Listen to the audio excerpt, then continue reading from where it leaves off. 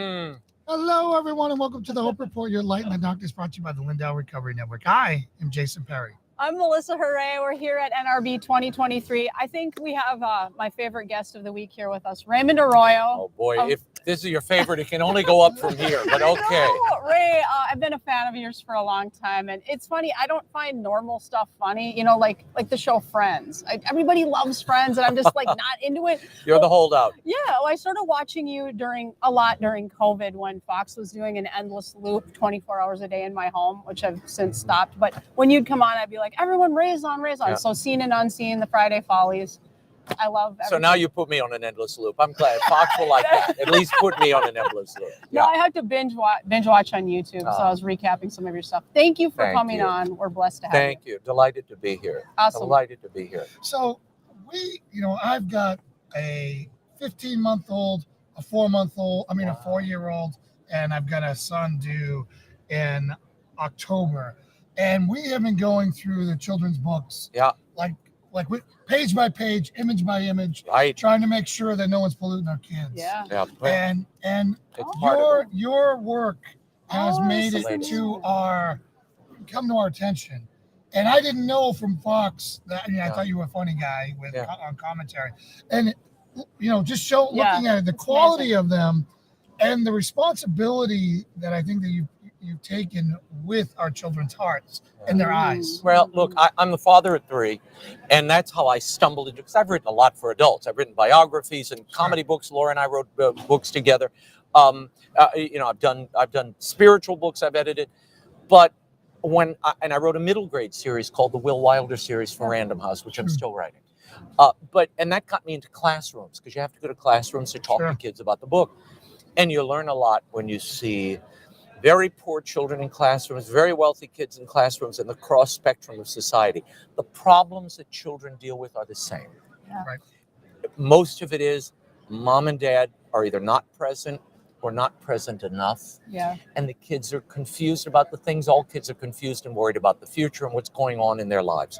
And so I realized I have to spend some time writing I call them family reads. That's what people say, these are picture books. Very crude description. I call them family reads because usually mom and dad or grandma and grandpa or aunt and uncle or a mentor or a librarian will sit with the child and read it with them. Yes. And back and forth. And as you said, the specificity, I spend so much time on these books, not only shaping them, because they're harder to write than a thicker book. Sure. This Edison book, The Unexpected Life. It's got to be very potent. Well, you only have 19 flips in a children's book, in a family read, a picture book. 19 flips. Yes. You've got to get a whole story arc in 19 spreads. Very That's a lot. intentional.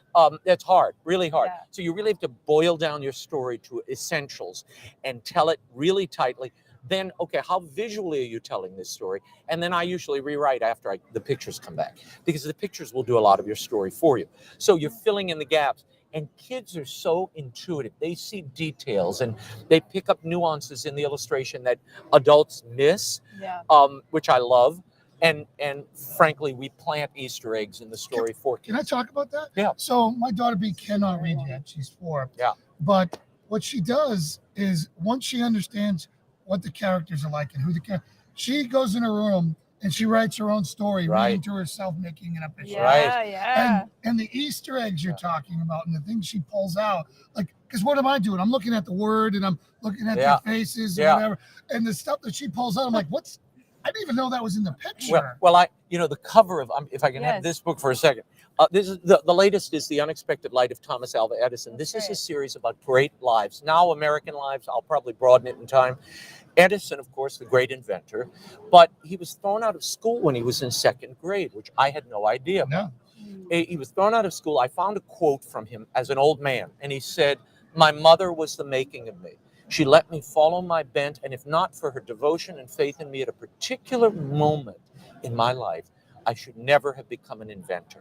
Wow. And when I read that, I thought, wait a minute, Yeah. what was the moment in the life and who is this mama? Yes. And I discovered her name was Nancy Edison. She was an educator in Canada and then had a number of children, 9 children. Wow. She ends up, Edison goes to school in 2nd grade. They throw him out. They say he's addle-brained and cannot be taught.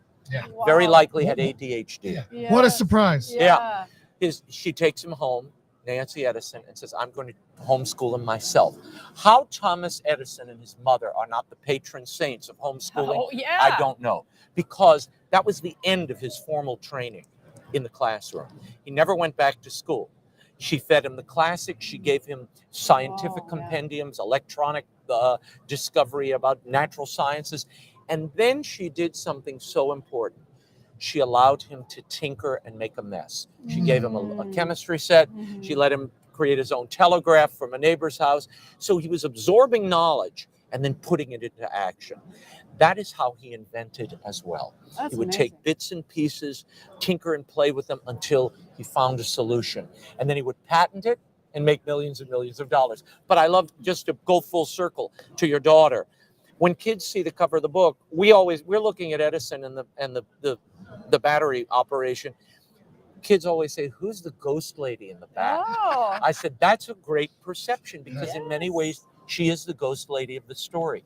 That's his mom, Nancy Edison. Wow. So there are things we do intentionally that you can weave into a book that, particularly with pictures, it's kind of like a quick movie. Yeah. And these are storyboards. Yes. And you really can, I mean, these are beautiful illustrations. Pictures They are 1,000 really are. words. They are. You Yeah. know, my youngest daughter is 12. Kind of cool. And like you said, Ray, we've turned this into a Christmas Eve tradition where we sit on the couch, we read your books. Yeah. And you'll find this funny. One of the things she says about you is like, oh, Raymond is so wholesome. You know, she's so yes, my 12-year-old loves to watch. If she only knew. Yes, you're Okay. wholesome. But one of the things I wanted to have you talk about is kind of rare in Hollywood or in celebrities, is that you've been married for 28 years. I have To been. your wife, How'd you Rebecca. figure that out? Did she tell I you? was researching you last night. yeah.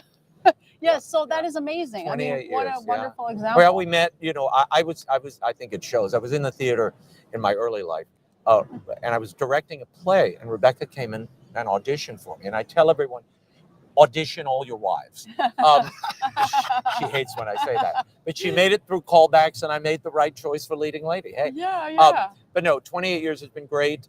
And, you know, what are we here for? And this is why I've kind of devoted myself to this particular audience in my literary efforts, because we really are here for one reason, and that is to tend to our children, to raise them as best we can with the values, and hopefully to help them follow their possibilities and become the people they're meant to be and the vocation that God has set forth for them. Yeah. That is our job. And Rebecca's a stay-at-home mom. She devoted herself to our amazing. children. Well, what you're talking about is mentoring, Yeah. right?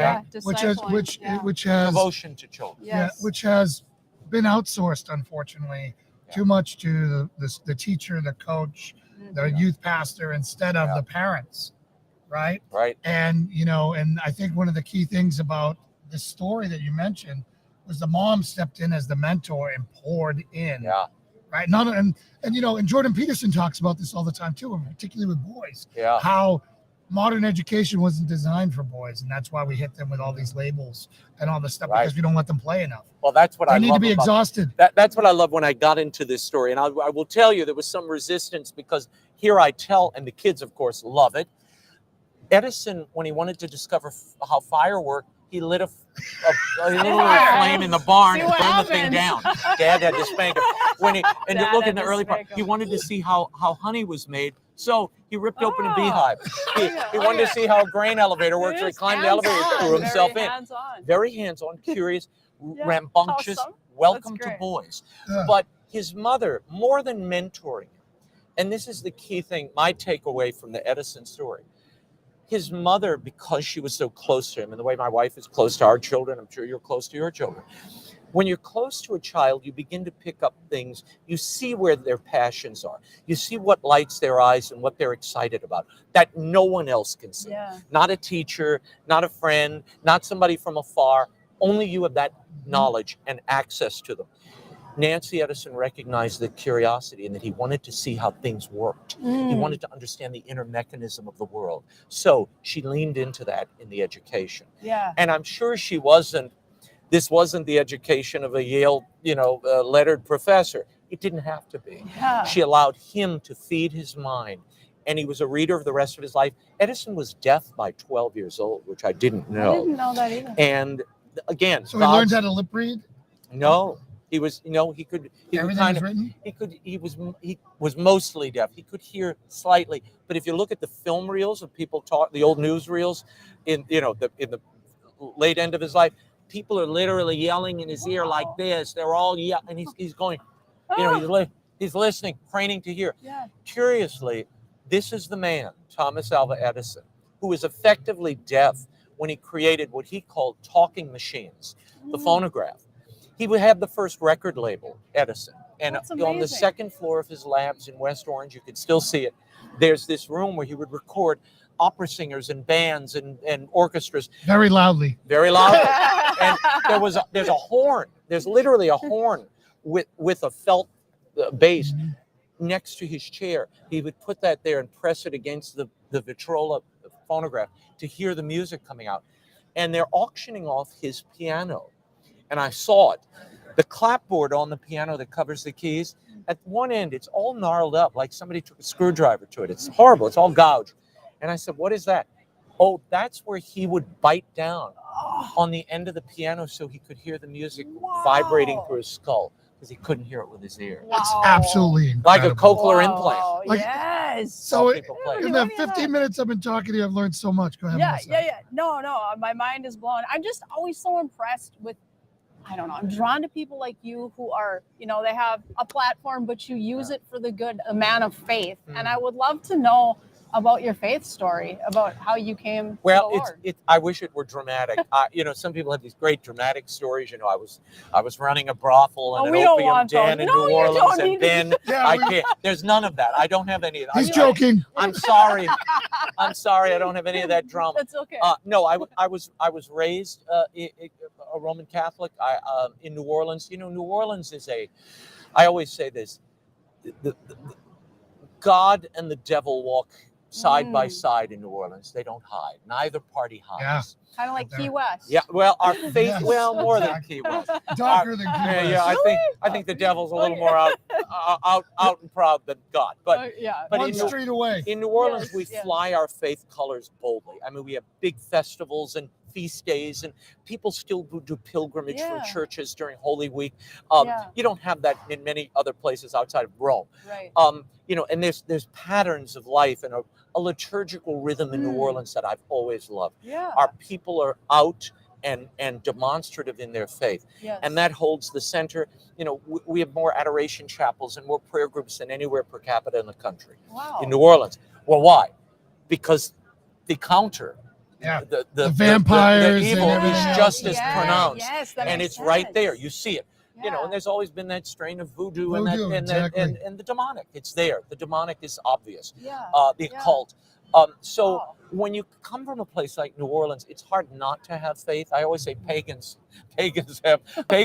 may not have faith, but they keep the holy days. You know, Yeah. they're forced to. I mean, Mardi Gras. People look at Mardi Gras. Yeah. Oh, the excess of Mardi Gras. It's terrible.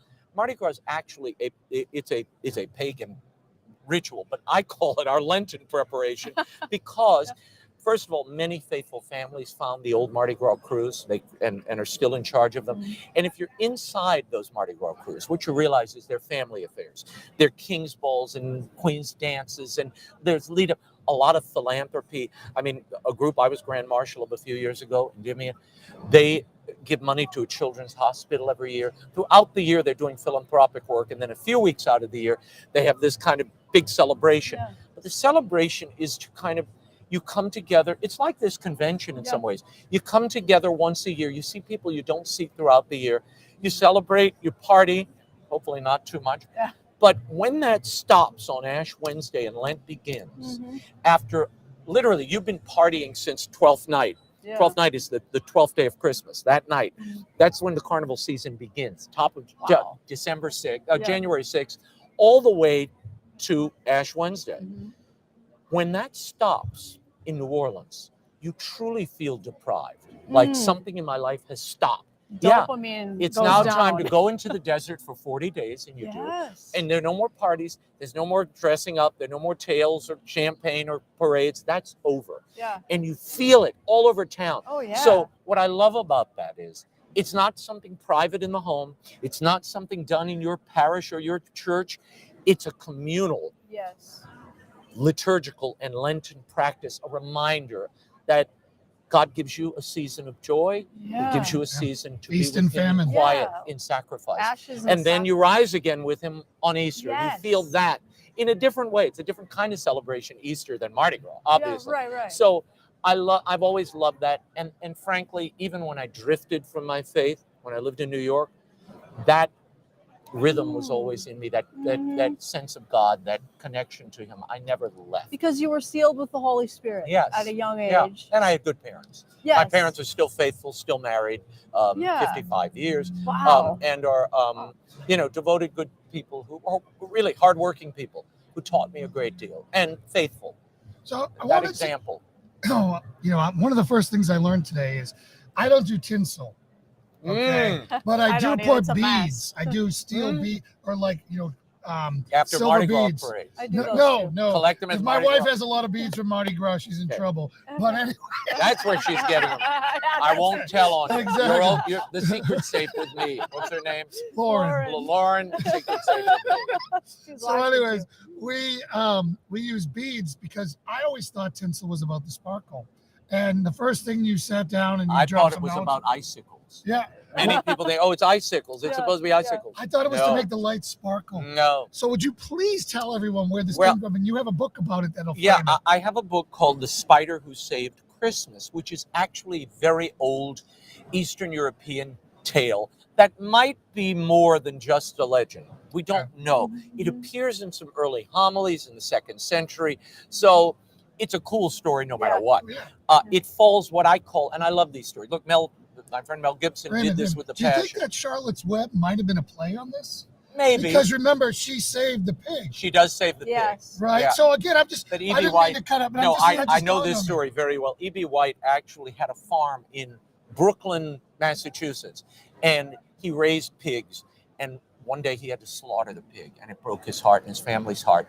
And in the corner of the farmhouse, he noticed this little sack of spiderlings, and he made note of it. There's a notebook. I have a book of kind of the drawings and everything. It's really cool.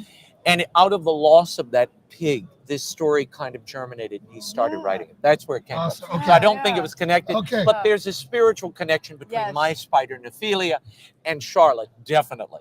What happens is, and again, I love stories. Mel did this with a passion. He kept the gospel story we know in the forefront, but in the cracks where the gospel is silent, you can use your imagination to imagine how we got from point A to point B. Sure. And he did that brilliantly, and that's sort of what The Spider Who Saved Christmas is. And what I've loved is the notes I've gotten from pastors and families and children, how it's brought them into the holidays and into the nativity story, and the perilous flight to Egypt that this family underwent, how delicate the life of this child was at that moment. Yes. And it really is about, I won't ruin it, but when you go to Ukraine, as I did before the war, there was tinsel on all the trees. And I don't mean a little tree, I mean Trump level tinsel. Just gold, solid gold, And in the branches were these little spider ornaments. And I mean, when I went to houses, restaurants, businesses, spider ornaments. And I thought, well, maybe they're Tim Burton fans. Yeah, or reusing Halloween decoration. I didn't know what it was. I just kept walking. It was like weird. I later found out there's this Eastern European legend about a spider who, when the Holy Family goes into hiding and they're running from Herod's men, they hide in the cave. And I won't tell you how it happens, but the spider ends up protecting and saving the Holy Family and the Christ child as only she can. And it really speaks to, and the central heart of the story is, we're all here for a reason. Right. Yes. No matter how feared or how insignificant you might look to the world, everybody has their role in God's economy, and certainly in this story. And I think it's a reminder of something much larger, and it points to something a heck of a lot bigger than a spider or tinsel. Yes. But it is very cool to me, and I love this about God and the church. Fulton Sheen used to say, when the church puts something down, the world takes it up. Yeah, that's true. We don't confess our sins, so Oprah shows up and we confess them in public. Oh yeah. We don't do baptism, so we now have other bizarre initiations, into paganism and secularism. But what I love is that the tradition of tinsel which points and reinforces this story. That continued, but somehow over time we lost the story. Yeah, we lost So- the meaning. Yeah, so the Spider Who Saved Christmas is really a reminder of why tinsel, and an indicator of why it really matters. It's a beautiful story. I love it. It's so unique. I love how you did it. You're a New York Times bestselling author, and your platform has grown. And I'm wondering, as you're talking, I'm wondering, you're such a light, Ray. I mean, the light that you thank shine, you can sense it being around you, the Holy Spirit in you. How have you kept yourself grounded, as you've become more and more? Well, influential? I'll tell you two things. One, I know a lot of people, and God, I think, has thrown me in the path of real stars, real influential, legends, legendary people of talent. And you see there how they handle that platform or don't. And I've seen it up close, and I've learned a lot from that. I mean, and look, when you're on the receiving end, of some of these people, it can be hard. That it can be a hard path, but you make note of that. So that's I always feel, since I was a child, I've been spiritually being prepared in some way for this. Right. And the other thing is, you have to stay, look, we're all sinners, we're all flawed. You have to stay close to God in prayer and put the time in. You have to. And if you shortchange that, a crack will open and it will all crumble. And I've seen that happen too, to some incredible people who were sidelined before their time or didn't really reach what they were supposed to. And that's always my prayer. Don't let me frustrate whatever you have in mind. Don't let me be an impediment to your vision. Yeah. Because it's not we're only here for, Laura always says this, none of us get off this ride alive. Yeah. None of us. It's a very short ride. Yes. And I look at my parents now. They're my grandparents now. Yeah. And look at me, I'm my parents. Yeah. It's all quickly. And my know. baby is getting married in April. Oh, wow. So Yeah. your life, it moves very quickly. Yeah, it's a I say crudely, we just lost a dog of 14 years. He was very sweet. I wasn't as close. I'm not a dog person, but I wasn't as close to the rest of the family. But I always say dogs are kind of us in fast forward. Yes. They prepare you for what's coming. Yeah. Today you walk them and clean up their mess. Very soon someone will walk you and clean up your mess. That's how it works. Oh, wow, But it's very quick. So I hope all of my work in some way is a reminder of what's eternal, what matters, and points us back to our role in all of this. So Praise God. Yeah, I think your gift that I really enjoy about you is that you can be critical without being mean. Yes. And I mean, you're You're the have second person who grace said about this the other day. Well, no, we need now that. I feel very bad. I'm cutting and cruel to all the people I see. No. What I'm saying Poor is we all Lizzo. need to take. We Bad need- acceptance. We need to take a lesson from you on correction and not doing it in the meanest, cruelest way. No. Well, Yeah. look, I think there's so much animosity and division among people. Yeah. And, my pal Jerry Lewis, who I was friends with, I interviewed him a bunch of times, got to know him well. He would give me critiques of my show on EWTN. He'd watch, hey, kid, I like this, but the pacing's off in that first segment. It's a little off tonight. I'm like, thanks. And he's like, no, it's fine. I mean, it's good. It's good. I got through 45 minutes tonight. It was good. I said, what happened the last 15? Well, at last, yes, But he was very direct. But Jerry used to say that humor, if you can get people to laugh, you bring them together instantly as one. Yeah. And at that point, you can tell them anything. Exactly. Wow. And he was so right. Yeah. So I see it as a healing, as a therapeutic thing. Yeah. First of all, because people are so despondent, so beaten down. Yes. So Oh, I we have think, to laugh. yeah, you've got to laugh, and you have to laugh at this is what humor always does. This is why comics are the greatest people in the world, because That's why it's so important. yeah, because they're helping us laugh at the people and the who imagine that they're in charge of everything. Yes, No, they're not in yes. charge of everything. That's so good. I God love is in that. charge, and you're in Yeah. charge. You don't have to worry about all of this. So yes, we lampoon the powerful at times. I do try to do it with a lighter touch, because Yeah. I think if you deliver, first of all, if you deliver the blow too hard, you kill the laugh. You want the audience to join you in it. But it's harder. It takes a lot of time. Yeah. Sure. I spend hours writing that little segment. It's that masterful. that segment in the middle of the show takes hours. Like Laura's angle. Laura writes that Yeah. herself. Early on, we'd help her. She really writes it herself. That is hours. I'm talking 4 or 5 hours a day she spends just on that Sure. 7-minute monologue at the top of the show.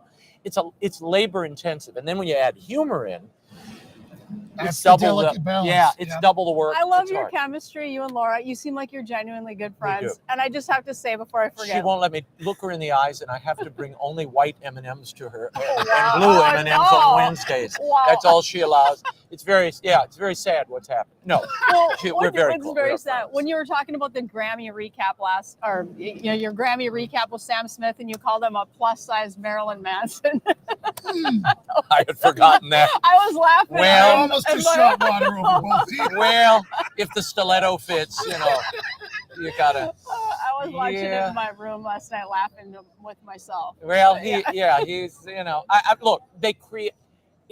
The hardest part for me is they're practically satire now. Yes. You really Yeah. can't. It's How hard do to you go. approach- how do you do comedy it's- on pure comedy? right. It's hard Yeah. to spin Oh, on I it because know. it's already there. I mean, Yeah, it's such a so mockery. they've made my job a little harder, but somehow I think we'll find a The way. Babylon Bee was talking about how do you parody, Parody. parody. Yes. Yeah. It's like I couldn't write this if I tried. No. So Yeah, well, then what you do is the old Jack Benny routine, which is you just play the video and then you deadpan it, and because the audience is already on, so you don't have to do anything. I mean, there are moments where I think you have to pull back. Yeah. I mean, that was Jack Benny's great gift. That I don't know how many people even remember who Jack Benny was. Of course, my kids, they grew up watching Jack Benny, but and we shouldn't lose that. Jack Benny was this master, not only in radio, but later television. But he was the master of the deadpan.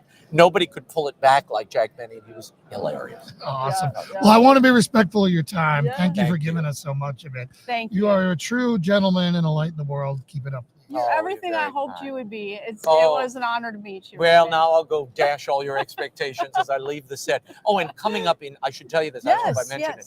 Coming up in October is the second in my Turnabout Tales series. So Edison is first. And again, Turnabout Tales are a young person. The motto is challenges faced, decisions made, history turned. That's all of our lives and these great lives. The second one coming out in October is the youngest son of Abraham Lincoln. It's called The Magnificent Mischief of Tad Lincoln.